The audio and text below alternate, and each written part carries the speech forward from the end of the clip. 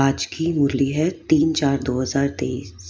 मीठे बच्चे, बाप आए हैं तुम्हें ज्ञान का तीसरा नेत्र देने, जिससे तुम सृष्टि के आदि मध्य अंत को जान दीवान बने हो।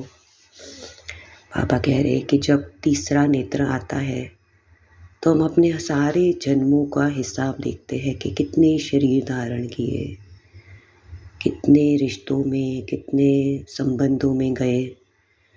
और पापा कह रहे हैं कि ये जब हम अपने साथ रखते हैं ज्ञान को कि हमने बहुत जन्म लिए, तो डिटैच होना बहुत इजी हो जाता है, क्योंकि इसी जीवन में इसी स्वरूप को मान कर चलना, इसी जीवन में इसी स्वरूप को अपना समझ कर चलना, इसमें कर्म करना, इसकी क्वालिटी क्या है, यानी इधर हम कौन से गुण संस्कारों के साथ रहते हैं।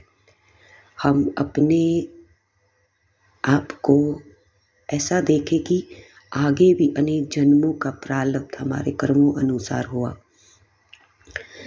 लेकिन बाबा कह रहे जब तक ज्ञान का तीसरा नेत्र नहीं है, तब तक बुद्धिवान नहीं है, तब तक वो सही निर्णय नहीं ले सकते, तब तक हम उस कर्मों को करेक्ट नहीं कर पाएंगे। क्योंकि आदि मध्य अंत हमने अपने कर्मों अनुसार ही सब कुछ झेला, सब कुछ करा, और इसके वजह से आज भी हम इसी देह में अपने हर एक कर्मों का हिसाब किताब चुकतू कर रहे हैं। लेकिन क्या हमने समझा कि इस हिसाब किताब को चुकतू करने वाली आत्मा कौन होगी, उसकी बुद्धि कैसी होगी। प्रश्न, आत्मा और शरीर दोनों को पवित्र बनाने तथा राजाई पद का अधिकार लेने की सहज विधि क्या है। आज बाबा सिर्फ आत्मा नहीं, शरीर को भी पवित्र बनाना और राजाई पद की विधि बता रहे हैं। तुम्हारे पास, बाबा कह रहे हमारे पास अभी जो है एक्वायर्ड देह सहित जो भी पुराना कखपन है, उसे एक्सचेंज करो, बाप के हवाले कर दो, पूरा बलि चढ़ो।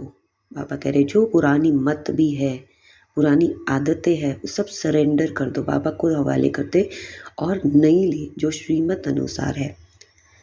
बाबा कह रहे बाप को ट्रस्टी बनाओ, यानी कुछ भी चिंताओं से मुक्त होना, बेफिक्र रहना, ट्रस्टी बनाना है। अगर हमने ट्रस्टी नहीं बनाया तो शायद विश्वास की कमी हो।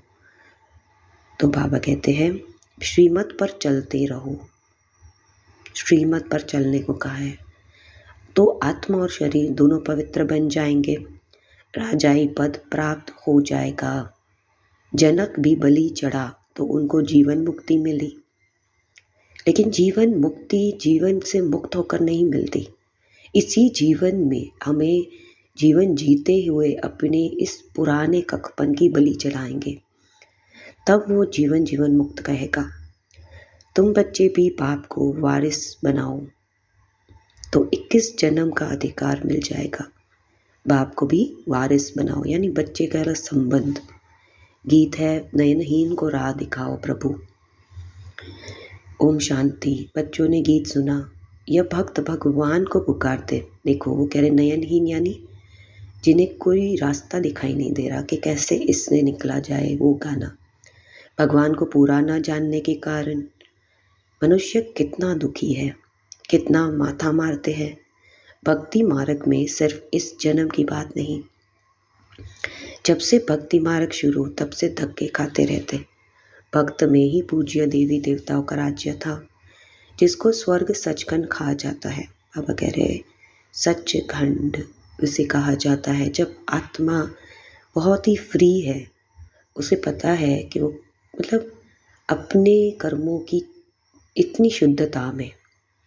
अब भारत झूठखंड, भारत की महिमा बड़ी ज़बरदस्त है, क्योंकि भारत परमपिता परमात्मा का बर्थ प्लेस है। उसका असुल नाम शिव ही है। शिव जयंती मनाते हैं। रुद्र व सोमनाथ जयंती नहीं कहा जाता, शिव जयंती व शिवरात्रि कहा जाता। अब सभी नयनहीन बुद्धिहीन है, क्योंकि सब में 5 विकार प्रवेश है। रावण ने नयनहीन और बुद्धिहीन बनाया, एक दो को दुख देते रहते। भारत जब स्वर्ग था तो दुख का नाम नहीं था। स्वर्ग की स्थापना करने वाले हैं हेवनली गॉडफादर। अब सब भक्तों का भगवान तो ज़रूर एक होना चाहिए। सभी नयनहीन है अर्थात ज्ञान के चक्षु व डिविजन इनसाइट नहीं है। भगवान उवाच, मैं तुमको राजयोग सिखाता हूँ। श्रीमद् भागवत गीता है मुख्य। श्री अर्थात श्रेष्ठ मत से अब तुमको बुद्धिमान बनाया है। दिव्य चक्षु अर्थात ज्ञान का तीसरा नेत्र। वास्तव में ज्ञान का तीसरा नेत्र तुम ब्राह्मणों को मिलता है, जिससे तुम बाप को और बाप की रचना के आदि मध्य अंत को जान जाते हो। इस समय सर्वव्यापी है देह, अहंकार व 5 विकार। इसीलिए सभी घोर अंधियारे में, क्योंकि अगर जो चीज़ इस जीवन में देखा जाए जो सभी के पास है उसको बहुत नेचुरल माना जाता है। इसमें कोई परिवर्तन पावर नहीं लगती, परिवर्तन कहीं और हो रहा है। आज सभी देखा जाए तो यही परिवर्तन चाहते हैं कि कुछ मिल जाए, कुछ प्राप्ति हो जाए। लेकिन क्या आत्मा इतनी निर्बल है कि उन प्राप्तियों के पीछे योग लगाती रहे? नहीं, आपको ये हमें देखना है कि हम जब खुद 5 विकार और देह अहंकार में, तब वो अंधियारा है। तुम बच्चों के पास रोशनी है। तुम्हारी आत्मा सारे वर्ल्ड की हिस्ट्री ज्योग्राफी को जान गई है। आगे तुम सब अज्ञान में थे। ज्ञान अंजन सद्गुरु दिया, अज्ञान अंधेर विनाश। जो पूज्य थे वही फिर पुजारी बन पड़े। पूज्य है रोशनी में, पुजारी है अंधेरे में। परमात्मा को आपे ही पूज्य, आपे ही पुजारी नहीं कह सकते। वह तो है ही परम पूज्य, सबको पूज्य बनाने वाला। देखो बाबा हमें जब परम पूज्य कैसे बनाएंगे? जब हमें रोशनी देंगे। उनको कहा जाता है परम पूज्य परम पिता परमात्मा। कृष्ण को थोड़ी ऐसे कहेंगे, उनको सब गॉड फादर नहीं कहेंगे। निराकार गॉड को ही सब गॉड फादर कहते है वह परमात्मा, परंतु परम है पर इसीलिए उसको परम पिता परमात्मा कहा जाता। आत्मा और परमात्मा का रूप एक ही है। ज़रूर हम आत्मा है, वह परम आत्मा सदैव परम धाम में रहने वाला। अंग्रेज़ी में उनको सुप्रीम सोल कहा जाता। बाप कहते हैं तुम गाते भी हो, आत्मा परमात्मा अलग रहे बहुकाल। ऐसे नहीं, परमात्मा परमात्मा से अलग रहे बहुकाल नहीं। पहले नंबर का ज्ञान है आत्मा सो परमात्मा, परमात्मा सो आत्मा कहना। आत्मा तो जन्म मरण में आती, परमात्मा थोड़े ही जन्म में पुनर्जन्म में आते हैं। बाप बैठ समझाते हैं तुम भारतवासी स्वर्गवासी पूज्य थे। बाबा कह रहे हम पूज्य थे, यह सारी ईश्वरीय फैमिली हो गई ना। अच्छा भला यह तो बताओ तुम माता पिता किसको कहते हो? यह कौन कहते हैं? आत्मा कहती है तुम माता पिता तुम्हारी कृपा से स्वर्ग के सुख घनेरे। हमको स्वर्ग के में मिले हुए थे, तो माता पिता आकर स्वर्ग की स्थापना करते हो तो हम आपके बच्चे बनते। बाप कहते हैं मैं संगम पर ही आकर राजयोग सिखाता हूँ नई दुनिया के लिए। बाबा कह रहे ये राजयोग यानी जब आत्मा खुद को जाने और खुद पर उसको ऐसे चलाए कि वो आत्मा स्वरूप में, उसी को राजयोग कहते हैं। लेकिन उस अनुसार चलने से ही नई दुनिया की स्थापना होगी ना।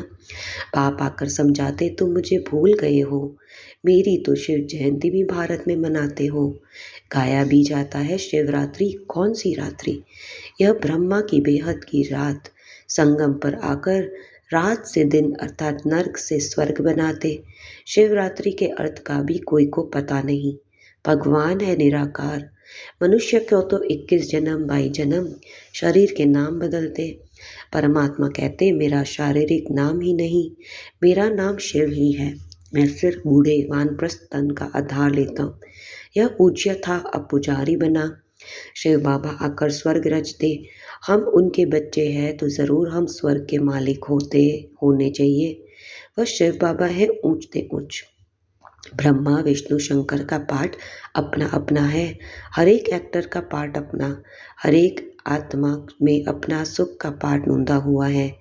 बाप कल्प कल्प आकर भारतवासियों को स्वर्गवासी बनाते, उसको भूल गए। कहते फलाना स्वर्गवासी हुआ, अरे अब तो नर्क है तो पुनर्जन्म ज़रूर नर्क में ही लेंगे ना। तो फिर तुम उनको नरक का भोजन क्यों खिलाते हो? स्वर्ग में तो अथाह वैभव है। बाबा कहते स्वर्ग का भोजन कैसा होगा? वाइब्रेशंस, उसी में फ़र्क है ना। बाबा कह रहे नरक का भोजन क्या है आज? तो बाबा कह रहे हैं कि जो हम ये विधि पे जाते हैं उसका बताते हैं। तो बाबा कह रहे हैं फिर उनकी आत्मा को मंगा कर नरक का भोजन क्यों खिलाते हो? पतित ब्राह्मण को खिलाते हो।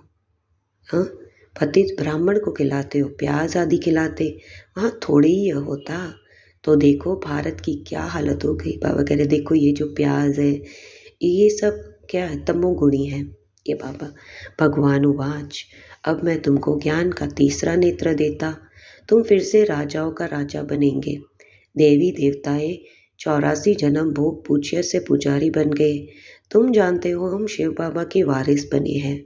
शिव बाबा ने स्वर्गवासी बनाया था, अब उनको सब याद करते हैं। ओ गॉड फादर रहम करो। साधु भी साधना करते हैं क्योंकि यहाँ दुख है। तो निर्वाण धाम का जाना चाहिए ना। आत्मा परमात्मा में लीन तो होती है नहीं। बाबा कह रहे हैं कि बाबा सभी आज क्या करते हैं? बाबा से कहते हैं रहम करो। साधना करते हैं ना। क्यों करते हैं साधना? क्योंकि यहाँ दुख है। लेकिन बाबा कह रहे वो निर्वाण धाम में जाते हैं, कोई लीन नहीं होते। अब तुम कहते हो हम आत्मा परम धाम में रहने वाली, हम आत्मा 100 देवी देवता कुल में आएगी, फिर 84 जन्म भोगेगी। हम सो आत्मा फिर देवी कुल क्षत्रिय कुल से वैश्य शूद्र कुल में आएंगे। शिव बाबा जन्म मरण में नहीं आते, सिर्फ आकर भारत को स्वर्ग बनाते। गाया भी जाता सतयुग में सूर्यवंशी श्री लक्ष्मी नारायण की डायनेस्टी थी। जैसे क्रिश्चियन घराने में Edward the first, Edward the second, third चलता, वैसे ही वहाँ भी Lakshmi Narayan the first, Lakshmi Narayan the second, third, ऐसे 8 डायनेस्टी चलती। अभी तुम ब्राह्मणों का तीसरा नेत्र खुला, बाप बैठ आत्माओं से बात करते हैं। तुम ऐसे 84 का चक्र लगाकर इतने इतने जन्म लेने आए हो। वर्णों को भी एक चित्र बनाने थे जिसमें देवता क्षत्रिय वैश्य शूद्र बनते। अब तुम जानते हो हम 100 ब्राह्मण चोटी। इस समय हम है ईश्वरीय औलाद। प्रैक्टिकल में यहाँ इस समय राजयोग और ज्ञान से हमको सुख घनेरे मिलते। कोई तो सूर्यवंशी राजधान राजा रानी का वर्षा लेते, कोई सुंदरवंशी का सारी किंगडम स्थापन हो रही। हर एक अपने पुरुषार्थ से पद पाएंगे। कोई अगर पूछे कि अभी पढ़ते पढ़ते हमारा शरीर छूट जाए तो क्या पद मिलेगा, तो बाबा बतला सकते योग से ही आयु बढ़ती है, विकर्म विनाश होते, और कोई उपाय पतित से पावन बनाने का नहीं। पतित पावन कहने से ही भगवान याद आता है। भगवान है कौन यह नहीं जानते। बाप कहते मैं आता हुई पर भारत में हूँ, यह मेरा बर्थ प्लेस है। सोमनाथ का मंदिर कितना आलीशान था, यह बाप ही बच्चों को समझाते हैं, जिसके फिर बाद में शास्त्र बनते। भक्ति मार्ग में ही यह साक्षात्कार बनाना शुरू होता। बाबा कहते हैं देखो इसमें कि योग से क्या होता है, आयु बढ़ती और विकर्म विनाश। और कोई उपाय नहीं है जिससे कि हम कह सकते हैं कि पतित से पावन बने, है ना। तो बाबा कहते हैं कि यहाँ भी सोमनाथ का जो मंदिर था, जिसके बाद बाबा कह रहे हैं शास्त्र बनते हैं। और भक्ति मार्ग में यादगार क्या है कि हम जब पुजारी बनते तो पहले सोमनाथ का मंदिर बनाते।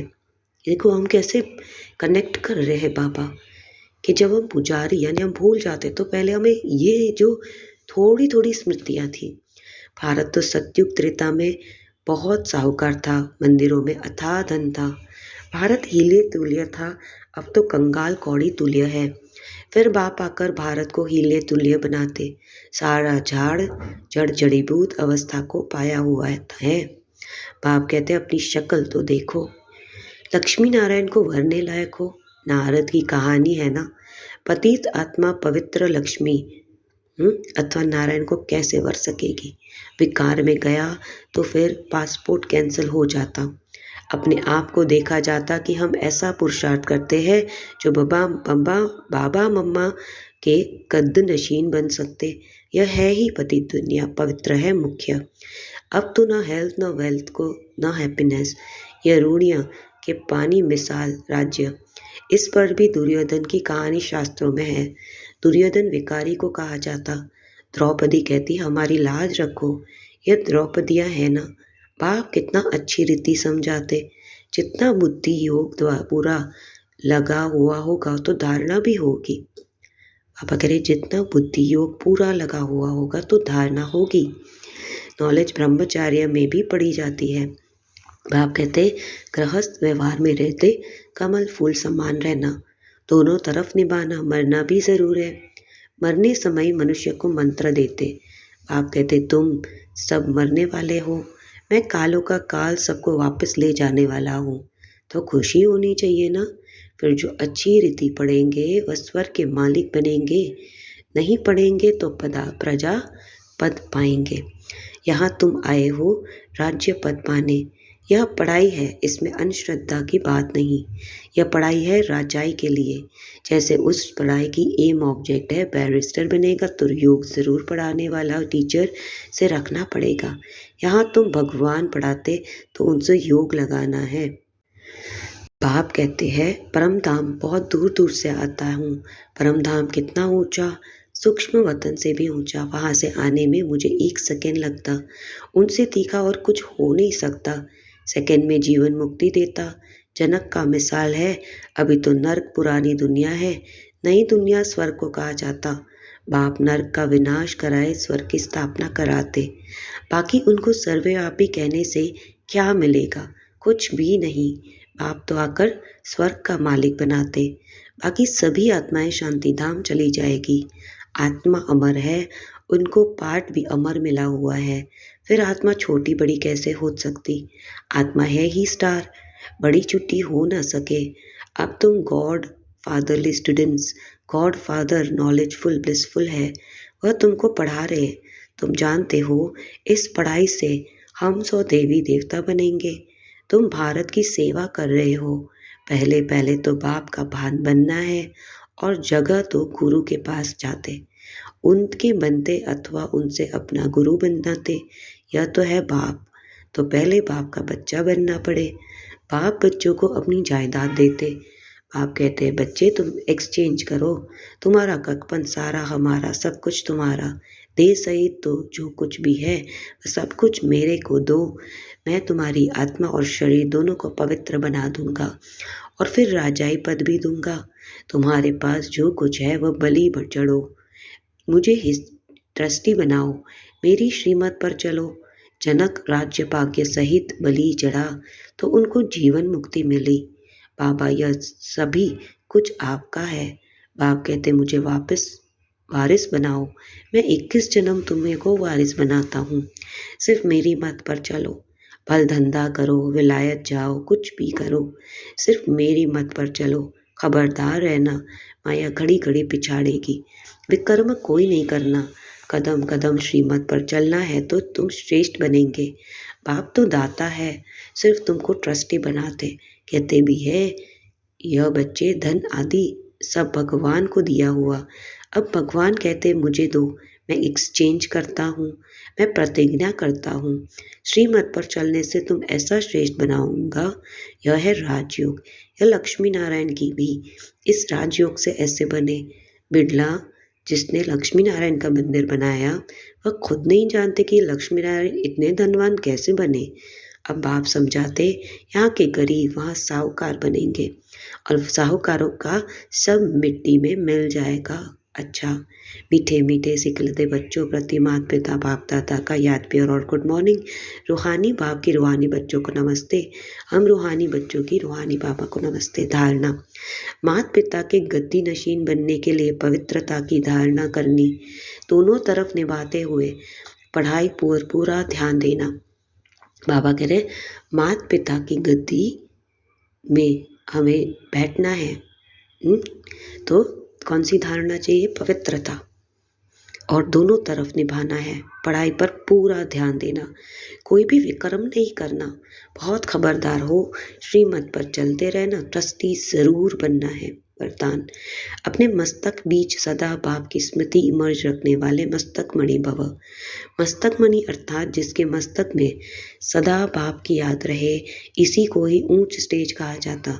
अपने को सदा ऐसी ऊंची स्टेज पर स्थित रहने वाली श्रेष्ठ आत्मा समझ आगे बढ़ते रहो। तो इस ऊंची स्टेज पर रहते हैं वह नीचे भी अनेक प्रकार की बातों को सहज पार कर लेते। समस्या नीचे रह जाती और स्वयं ऊपर। मस्तक मणि का स्थान ही ऊंचा मस्तक है और नीचे नहीं, सदा ऊपर रहो। स्लोगन। बेफिक्र बादशाह की स्थिति का अनुभव करना है तो मेरे को तेरे में परिवर्तन कर दो। तो आज हम बाबा की योग से बाबा की स्मृति में रहेंगे, पूरा ट्रस्टी बनेंगे, कखपन दे देंगे और बाबा की धारणा है गद्दी पर बैठने के लिए पवित्रता बनना है। बाबा की सीट को बाबा कहते हैं जो एकदम श्रेष्ठ सीट पर पाना चाहते हैं, और बाबा कह रहे हैं खबरदार रहना, विक्रम नहीं करना, श्रीमत पर चलना। अच्छा, ओम शांति।